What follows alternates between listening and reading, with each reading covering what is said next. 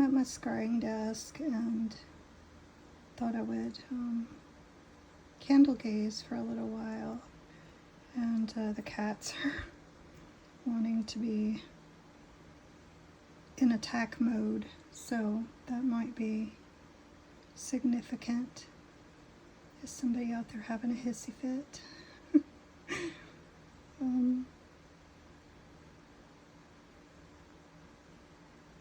I've just been trying to heal from this allergy cold medicine business that I got going on.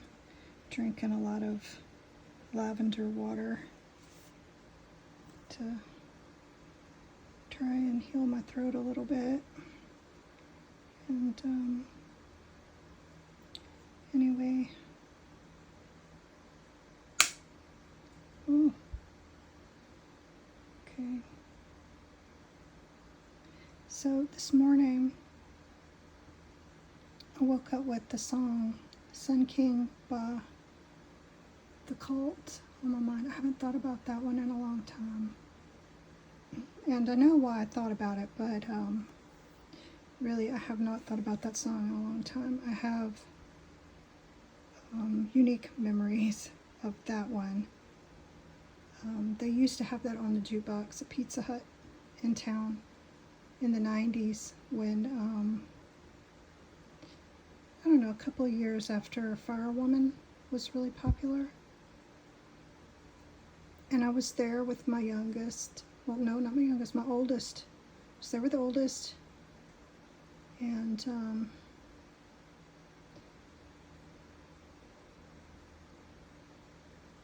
he was maybe 11 months old, maybe around about there. And Mr. put money in the jukebox intending to start Firewoman, but got Sun King instead. And something about it just really triggered him. He was really upset about it. And I wasn't familiar with the song really, you know, even though I did have the Electric album. And same thing with Sonic Temple. I think that's on the Sonic Temple album. But I remember thinking that was just such a strange reaction to that particular song. So I went and looked up the lyrics this morning. And that's kind of interesting. Another thing that came up for me that I was thinking about this morning was Twilight Zone magazine from 1987. And it has like a white wolf on the cover and a little boy chasing it. I think it's like a little, he looks like something from The Brood or Village of the Damned with the glowing eyes. Kind of looks like that. And I bought that magazine back in the day because it had a Lost Boys feature in it. That was the year the movie came out. And I was such a huge fan of that film. I mean, that was the be-all, end-all for me for like, say, 87, 88. And Twilight Zone magazine, it has a powder blue cover, white wolf with a little boy on it. And there is a story in there that stood out to me because I've been getting a lot of unicorn, Pegasus energy coming in. There is a story in there about a woman who finds a unicorn. And I don't know, that just came out of the blue. I had completely forgotten about that story until this morning. She finds a unicorn, and it turns out the unicorn is pregnant. She was wondering why on earth would this unicorn come to me? Because, you know, it typically shows up for virgins, which is just symbolic of Virgo, really. But it turns out the unicorn was pregnant and it birthed a unicorn in her yard or something like that. But I remembered that this morning, and I thought that was such an unusual thing to remember. So now I'm going to look for that magazine on eBay and see if I can find it, because back then it had like a lot of, I remember specifically Billy Worth's snarling in that one, and it's a kind of a close-up of his face. Dwayne from the Lost Boys, but that's why I bought that, and I had all the little pictures cut out and tacked to my wall with all the Thrasher covers and you know, all the Faster Pussycat rat posters. But anyway, another thing that come up this morning was I saw the hawk again circling in the yard. I went outside and took some pictures of the azaleas, and the hawk is still hanging around. He was kind of spiraling in the air a little bit, hunting, and I was like, okay, so there's the hawk again. That makes the third time I've seen him, and I tend to get synchronicities coming in threes. I don't know why, it just happens that way. So I'm still waiting to see what that's about, because they're spiritual omen messengers, but also there's something about seeing something. It's to do with that. Watch someone like a hawk. It could just because I'm very watched. I mean, I know this. That's not a secret. The other thing I saw this morning was the symbol Gamel, which is from the Hebrew alphabet. It just was really straight up. That's what it was, and I was like, wow, okay. So that's like the letter G. It means camel, but also lift up, or pride. So take pride in something.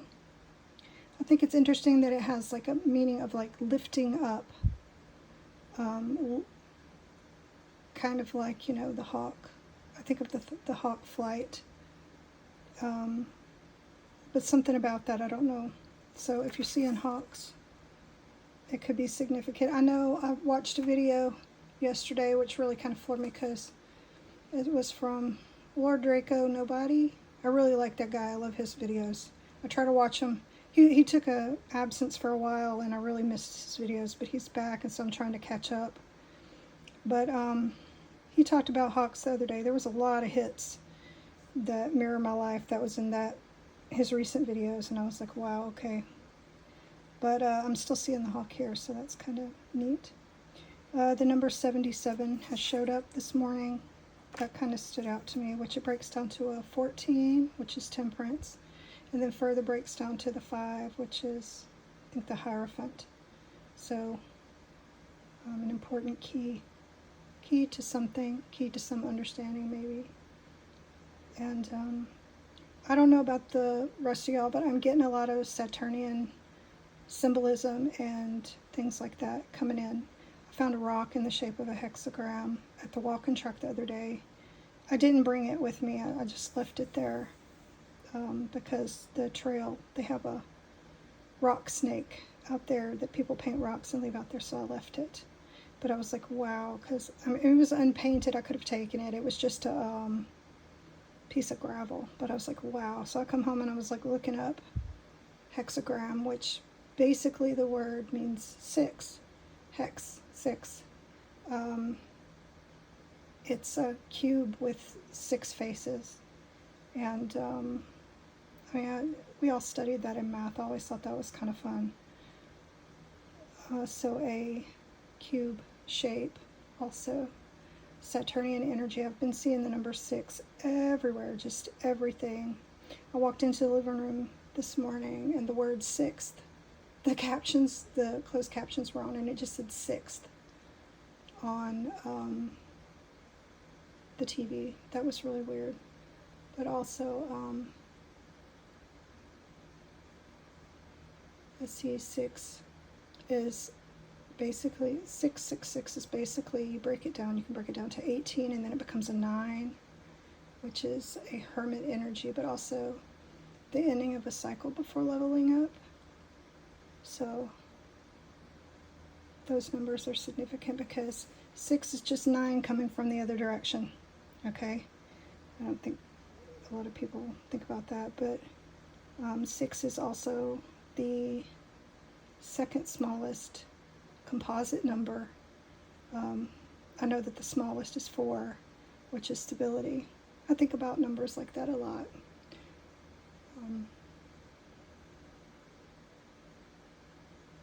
because stability is always what I have sought. I don't think it exists, but just stability and safety. But a lot of Saturnian imagery showing up.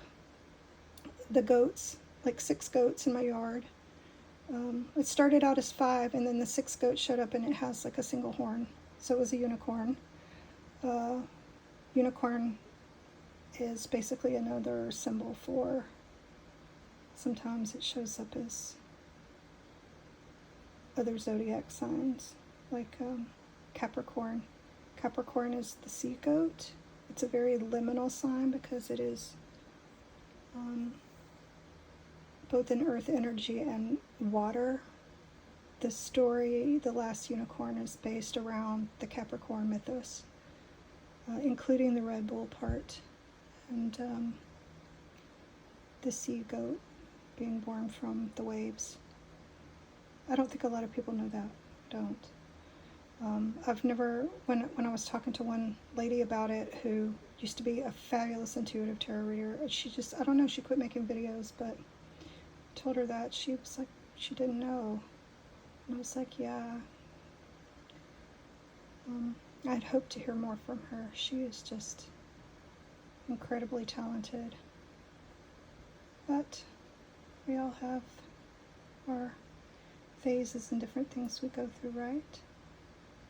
So what I'm seeing about the candle is really the glow around the edge. We are in eclipse season, and I think of that as a halo also. I like halos. They are symbols of enlightenment, for one thing. They have other meanings and reference points. But does anybody remember that movie in the 80s? There was like a horror movie where someone was going around collecting halos.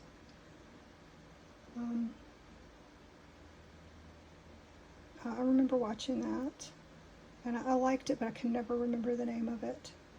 And then later, I know there was an author that wrote a book for Harlequin called Halo Hunter. Yeah, that's what it's making me think of. The glow around the flame is very orangey, especially on camera, and that is definitely creative energy. And the way the halo is also glowing around the edge, it looks like an Ouroboros.